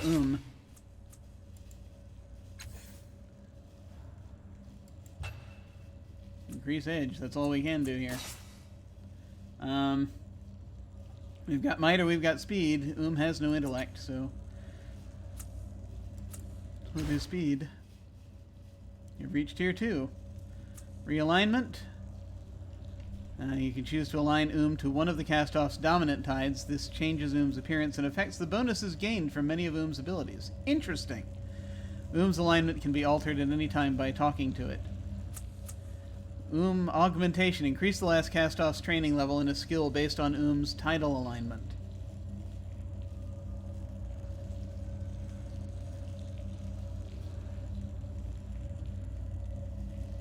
So, endurance for idealist, which is what all of them. Is that balance? That silly thing called balance. Lore mystical.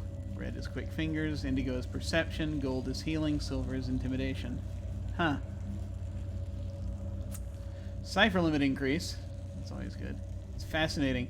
I don't know, I feel like is the in some ways, it's kind of mean to say this, but is the most interesting and possibly least useful of the companions. I don't know. Useful in certain ways. But it depends what you're going for. I would have loved to have had him around to figure out how to get primarily blue and indigo tide instead of blue and gold tide, but throughout this whole thing. But it's the thing, I needed the slot for other companions, by and large, because of other stuff I was doing. You know.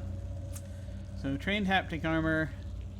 Improves the effects granted by the haptic armor ability. Now confers +4 armor, +4 resistance. Or trained splurch. Improves splurch. Basic attack, granting +15% chance to hit. Let's just up the armor, shall we? Is a defensive creature. We are increasing a skill. We can up cipher use, so that can carry more ciphers, or we could up healing, which is +5 bonus points per level healed when any healing ability or item is used. Inability confers -2 penalty to healing. Yes.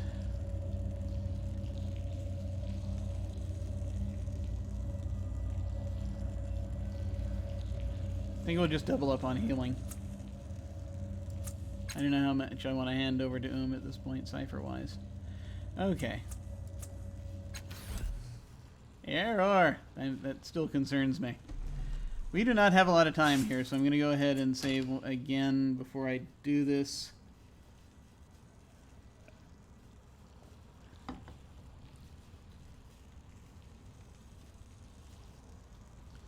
That's not why I'm going to save again before I do this. I'm going to save again before I do this because I'm terrified of the Philithus. But, but we're going to talk to it anyway.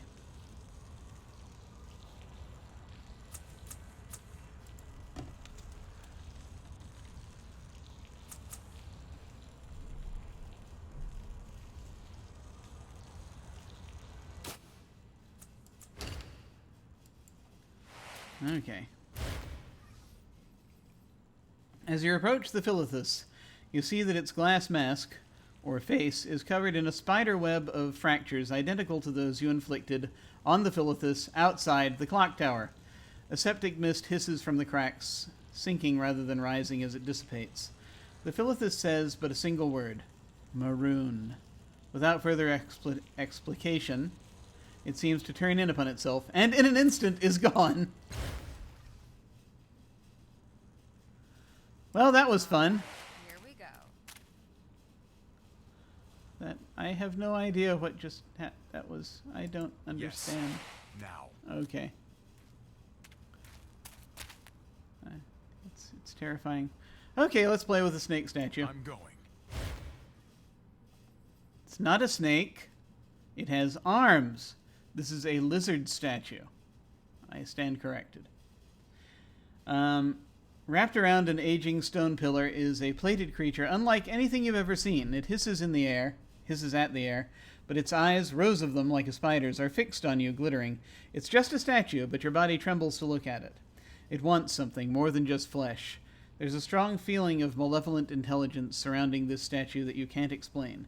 Even more worrying, however, is the sense of familiarity you get while looking at it. Mystical lore tells us the creature doesn't fit in any kind of classification in the Ninth World, and it appears too intelligent to be one of the created Numenera. The thing is a visitant from some more distant world, or possibly another reality altogether. We get those from time to time. Try to figure out why the feeling is so familiar, or move side to side and see if the spider-like eyes follow you. We'll use animasis. We're at 100. Several memories strike you all at once, not memories of your own past life, but those of your siblings. You see yourself prostrate before a creature exactly like the statue, but larger and more menacing. You're in tears, terrified. The creature stretches out a claw, and some invisible force crushes your chest. A flash, light from the creature's many eyes, sears through your retina into your brain. You fall on the floor, aware but unable to move. In another memory, you storm through a burning village in search of some artifact. The memory races forward, and you present that artifact to the creature. Another flash. You are kneeling before the creature. It speaks in your mind. "Rise, my servant. Today you are no longer cast off. You are Dracogen, and you will henceforth speak in my name and carry out my will in this world." Dracogen. Dracogen used to be a cast-off. Interesting!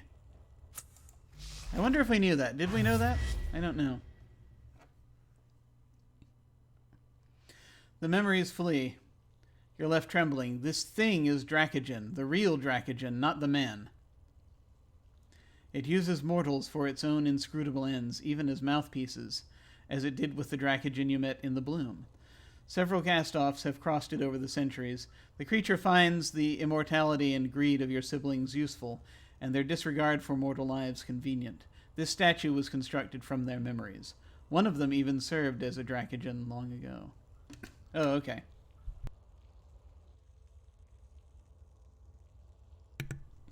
So the Dracogen we met was not necessarily a cast-off. But one of them was at one time. Let's examine the statue again. The flashes of memory do not repeat, but you know now this is a statue of the true Dracogen. It is a creature not of the Ninth World, which uses mortals for its own inscrutable ends. Several cast-offs have crossed paths with it. One even served as a Dracogen in some distant past. When their minds were drawn into the Labyrinth, this statue was constructed from their collective memories. Move side to side, see if the eyes follow you. The eyes remain fixed at the space you were standing before. Perhaps you just happened to notice them when you were standing in the right. With slow and deliberate care, the eyes swivel in their stone sockets and fix on you again.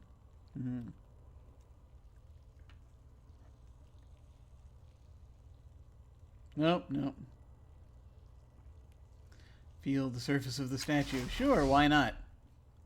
You reach out to touch the scaled surface. The statue doesn't move, and you hear nothing beyond the sound of your breath, and yet you feel something watching you from beyond this place. A sudden heat bakes the palm of your hand. Something tells you that touching the statue is a bad idea.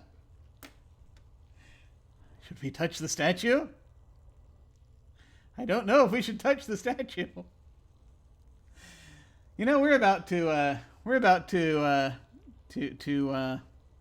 end the stream anyway. Let's touch the statue. We can always come back to this point. Your fingertip scrapes across one of the gleaming scales. You hear a slow, angry hiss before clawed hands close over your head from behind and squeeze. The darkness closes and coils around you, crushing the air from your lungs. Shouted words from the beast strike your mind like misshapen burning meteors. You try to scream, but nothing escapes. Nothing. Took 9 damage to health pool.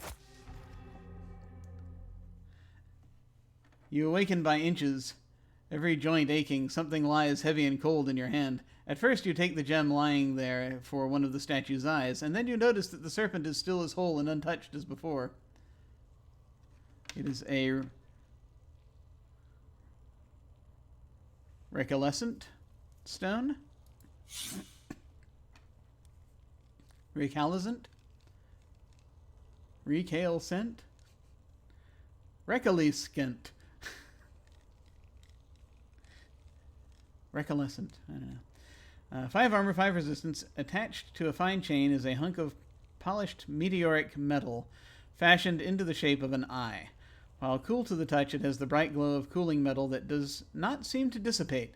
You can sense a barely contained surging power behind the glow, a promise of power to those who can control it. You gained this gem at great cost by plucking it from a malevolent scaled statue. I'm glad that the voices in your head are telling you that possession isn't that bad. I mean, that's... I'm sure they mean well.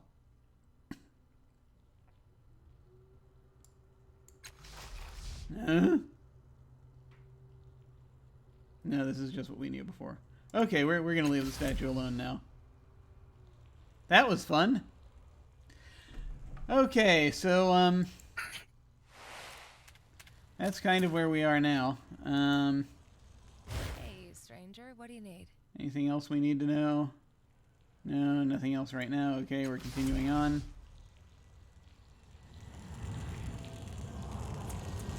Is that the Eye of the Serpent? Possibly.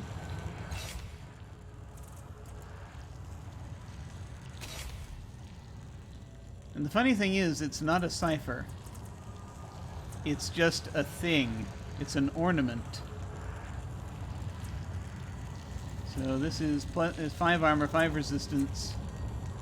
Right now what we have is a Viscera Sprig that when hit with a melee attack deals 1 relativistic damage and confers bleeding. I mean, that would be useful, wouldn't it? Of course it would! This is a terrible idea. We are now wearing the ornament. I'm sure it won't corrupt us. I'm sure we'll be fine. Absolutely fine.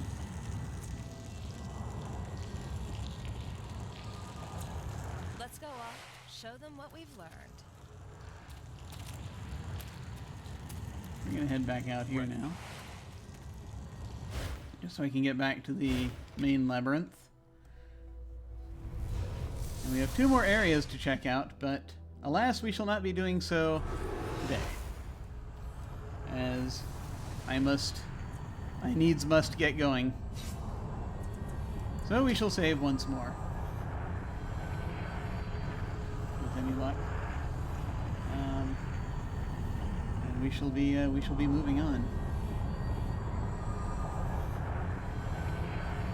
To the doing of other stuff.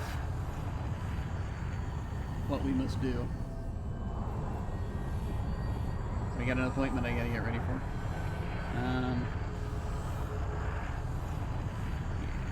Yeah, that's happening in a couple of hours. So I gotta be ready for that. So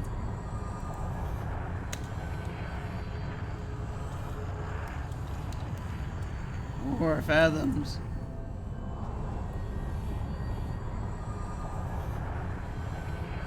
It's very interesting. It's fascinating. It's fascinating. We're going to gonna exit out. Main menu. Okay. Let me go ahead and turn that on. Okay. All right. Thank you very much for watching. That was very cool. I liked that. It's an interesting.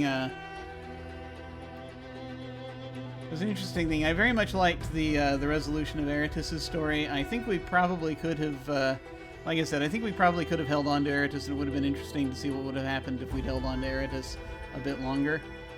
Just as far as, we would have had someone to fight things with if need be. But I don't know if that's what this final stretch is about.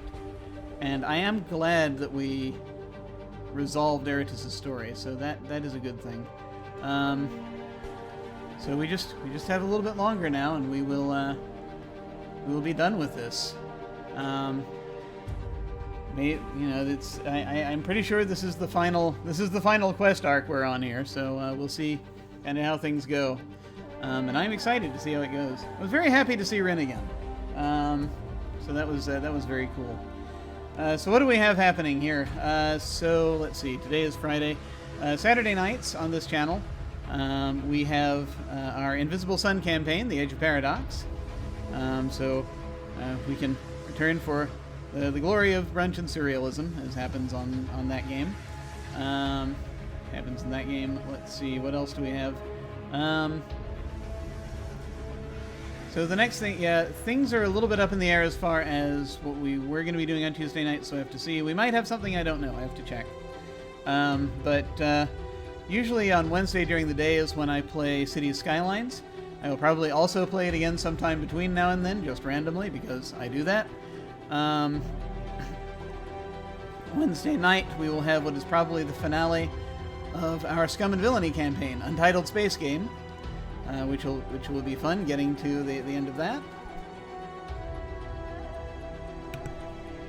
And that actually is about it. That brings us back around to Friday, and more of this. So, again, like I said, I've been thinking about doing this on days possibly other than Friday, but we'll see. Just we're close to the end, so it may not be necessary. We'll see. Just depends on timing. But that's about all I've got happening at this point. So that will be about it. So I thank you all very much for watching, folks. I really appreciate it. This has been a very fun journey, and I'm very glad to see what happens at the end of it. So in the meantime, please take care, and I will see you all of a sudden.